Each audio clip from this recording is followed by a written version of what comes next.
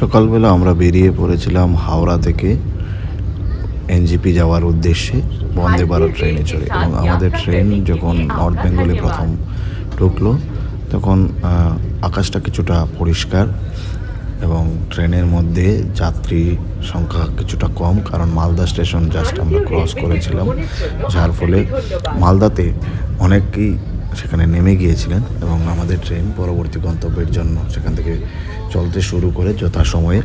এবং বাইরের দৃশ্য যেতে যেতে দেখে সত্যি অপূর্ব লাগছিল।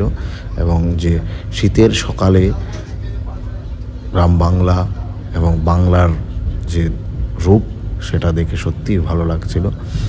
এবং ট্রেনটা যখন এই উত্তরবঙ্গের দিকে এগিয়ে যাচ্ছিল, বাইরের দৃশ্য খুব দ্রুত পরিবর্তন হচ্ছিল।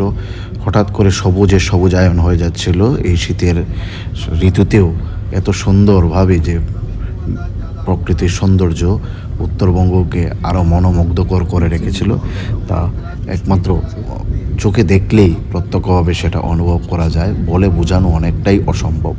এবং আমাদের ট্রেন এসে পৌঁছে যায় আরেকটি গন্তব্য স্টেশন, যেটা আমাদের যাত্রাপথ যত কমে আসছিল সেখানে লোক সংখ্যা ও সেই অনুযায়ী কমতে শুরু করেছিল। বন্দে ভারত যে ট্রেন সেটা সত্যি আরামদায়ক এবং যাতায়াতের জন্য অনেক বেশি সুবিধাজনক। আমাদেরকে ট্রেনে প্রথমে আসার পরই দেওয়া হয়েছিল নিউজ পেপার, এবং যারা হট টি খেতে চেয়েছিল হট টি অথবা কফি দেওয়া হয়েছিল, সঙ্গে বিস্কিট ছিল।